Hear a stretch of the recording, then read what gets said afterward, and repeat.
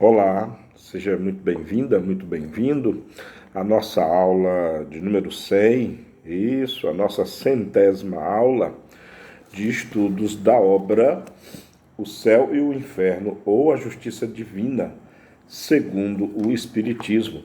Meu nome é Marcos Venício e na aula de hoje já vamos continuar, já partindo do final da aula anterior, do estudo que se estabeleceu sobre as comunicações da senhora Claire. Elas demandaram muitas dúvidas, muitos pontos de vistas e do prisma científico também sobre a realidade no mundo espiritual, sobre a visão, a percepção dos espíritos, da imagem que se tem dele, da percepção que se tem acerca desse novo ambiente vivenciado aí então pela senhora Claire. Já dando continuidade, né, só para refrescar a memória, esse texto, esse estudo está na segunda parte, né, do livro Céu e Inferno, obviamente, no capítulo 4. Estamos no item Estudos sobre as comunicações da senhora Claire, ou simplesmente de Claire.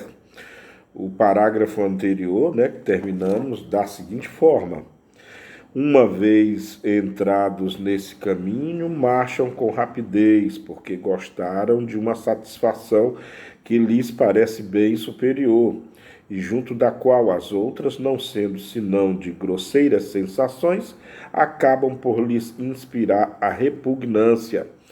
Aqui, Kardec estava aludindo, e comentamos muito isso na aula passada, acerca das sensações, percepções, escolhas, modo de vida, aquilo que vai se tornando inconveniente com o passar do tempo, aquilo que vai se tornando sem sentido, e isso vai modificando as nossas escolhas, desde coisas materiais e simples como o que vestir, o que comer, o que ouvir, o que ler, o que assistir, até coisas de cume de interrelações sociais, né? Círculos sociais em que, a partir de um certo momento, passamos a frequentar certas companhias que talvez não convenham mais, outras que nos enriquecem mais, ou então aqueles a quem nós podemos mais ajudar, lugares em que não fazem mais parte das nossas preferências em visitar, lugares novos em que estes sim são mais preferíveis, enfim. Cada um, eu acredito que ao longo da sua experiência humana e de vivência e evolução, sobretudo quando se entra numa doutrina como a doutrina espírita, né, que nos convida a muitas reflexões, que nos convida a uma fortíssima análise sobre nós mesmos, as nossas preferências, nossos pensamentos, palavras e ações, atitudes, com quem convivemos, com quem gostamos de estabelecer conversações, lugares, enfim. É mais ou menos sobre isso. E já dando continuidade, então, Kardec continua. Esses espíritos, quando estão desencarnados, não podem adquirir instantaneamente a delicadeza do sentimento, e durante um tempo mais ou menos longo ocuparão as escórias do mundo espiritual, como ocuparam as do mundo corpóreo. Ali permanecerão tanto quanto serão rebeldes ao progresso. Mas com o tempo, com a experiência, as atribuições, as misérias das encarnações sucessivas, chega um momento em que concebem alguma coisa de melhor do que aquilo que têm. As suas aspirações se elevam, começam a compreender o que lhes falta, e é então que fazem esforços para adquiri-lo e se elevarem. Uma vez entrados nesse caminho, marcham com rapidez, porque gostaram de uma satisfação que lhes parece bem superior e junto da qual as outras, não sendo senão de grosseiras sensações, acabam por lhes inspirar repugnância. Na verdade, esse trecho, né, ele versa sobre o comentário que a senhora Claire fez acerca do seu esposo, né, acerca do seu marido, também já desencarnado, e aí numa situação vista por ela mesma como muito degradante. Bom, então em seguida, o que na verdade embasa, né, o meu comentário anterior acerca de escolhas, de conduta, de vivência, de procedimentos. Em seguida, a sociedade faz uma pergunta a São Luís, né, ao Espírito São Luís. Eis a pergunta: que é necessário entender pelas trevas onde estão mergulhadas certas almas sofredoras? Seriam ali as trevas das quais são tão frequentemente faladas nas Escrituras, as trevas do inferno, por exemplo? E a resposta do Espírito São Luís é a seguinte: as trevas das quais se falam, em realidade, são aquelas designadas por Jesus e os profetas em falando do castigo dos maus, mas ainda não está aí senão uma língua destinada a aferir os sentidos materiais de seus contemporâneos, que não compreenderiam a punição de maneira espiritual. Certos espíritos estão mergulhados nas trevas, mas é necessário entender, por isso, uma verdadeira noite da alma, comparável à obscuridade da qual está marcada a inteligência do idiota. Não é uma loucura da alma, mas uma inconsciência dela mesma e do que a cerca, que se produz tão bem, tanto na presença como na ausência da luz material.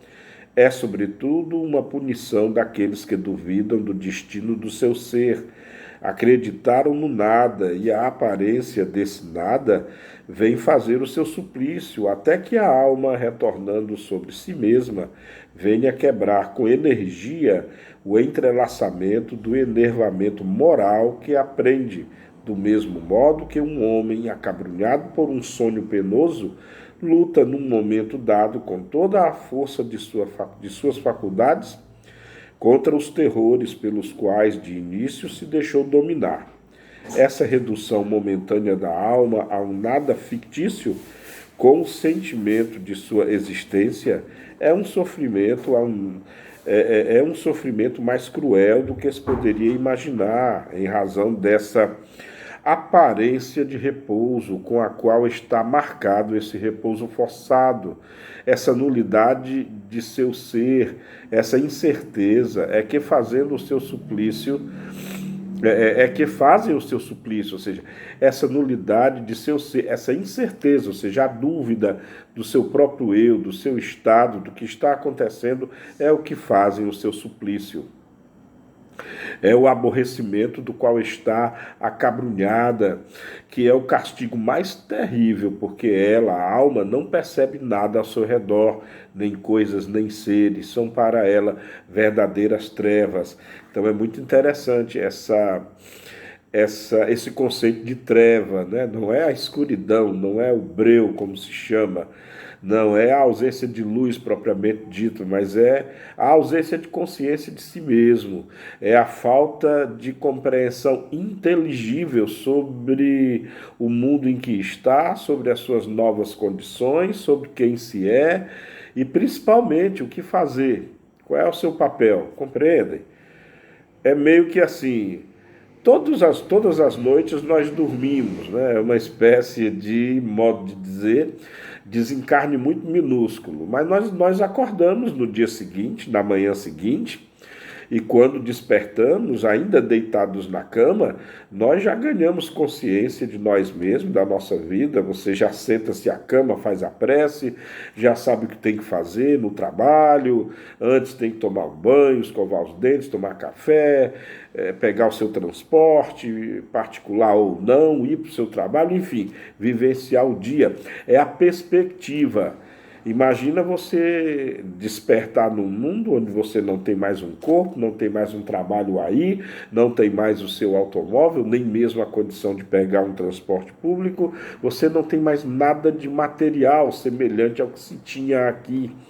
E aí eu acredito, e a doutrina deixa muito clara que essa sensação, se você não tiver um conhecimento prévio da realidade espiritual, e daí a vantagem, o tremendo bem que a doutrina espírita nos concede, em nos alertando, em nos orientando, em nos concedendo esse conhecimento maravilhoso acerca do futuro, que nos traz com certeza uma calma, uma tranquilidade e a certeza de saber o que fazer.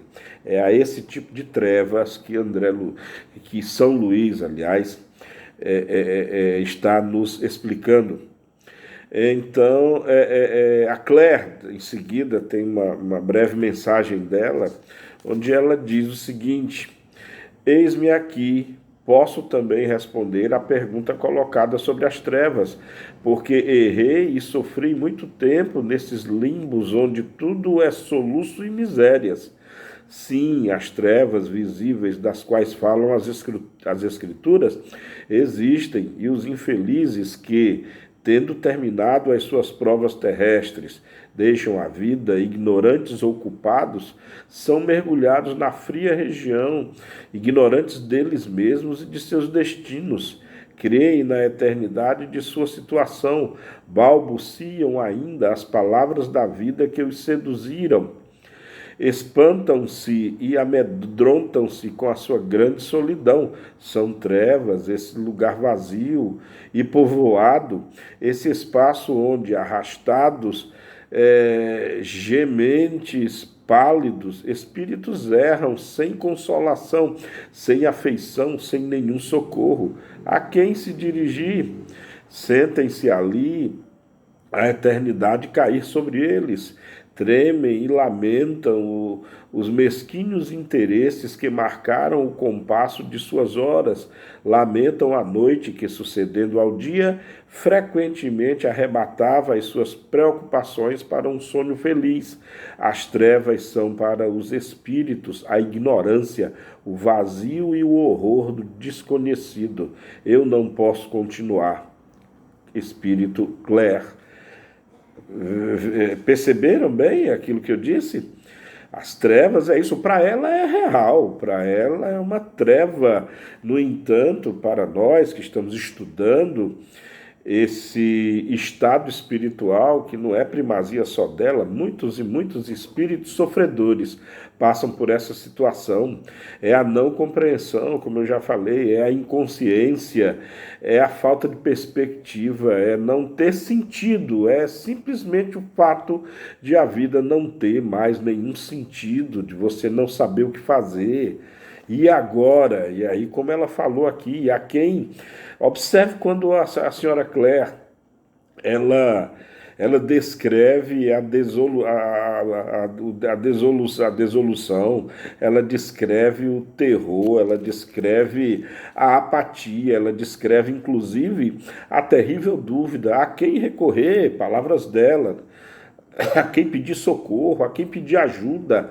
E ela mesmo considera-se sozinha, abandonada, e percebe diante dela outros seres, outros espíritos, na mesma romaria, por assim dizer, na mesma circunstância de sofrimento, sem nenhum enxergar um ao outro, cada um preso na sua própria treva. Nesse instante, a treva significa também isso: cadeia, prisão, jaula, cárcere, te aprisionando ali numa prisão sem muros, numa prisão onde até você pode enxergar a luz, mesmo na treva, mas essa luz não vai te conceder nem mesmo calor, quanto mais clarividência, longevidência e percepção da sua nova realidade. É triste, e aí precisamos nos especializar muito. Eu estou falando agora a quem se dedica a orientar espíritos, sobretudo em reuniões mediúnicas, a quem se aventura e tem o propósito de orientar espíritos desencarnados nessas situações. Vejam o problema, a complexidade dele. E aí você pode antever, em boa medida, o tipo de capacidade, o tipo de capacitação, o tipo de expertise, o tipo de talento, o tipo de sensibilidade, o tipo de conhecimento doutrinário, evangélico, psicológico e filosófico que você precisa ter para ajudar a guiar essas almas. E também com uma boa bagagem de autoridade moral, que é o que vai realmente preponderar quando você se aventurar a ditar coisas de que talvez não esteja tão preparado assim. Me veio essa reflexão para todos nós, para mim também, inclusive, obviamente. Bom, era essa aula de hoje, tá? Riquíssimo esse estudo sobre a comunicação da senhora Claire, e vamos continuar na aula 101. Na aula 101 nós terminaremos esse estudo para já entrarmos na parte dos espíritos suicidas. Bom, foi essa a aula de hoje. Espero que vocês tenham gostado. Deixem aí o comentário se desejarem. Amemos-nos como Jesus nos amou. Beijo no coração de todas e todos e até a próxima videoaula. Tchau.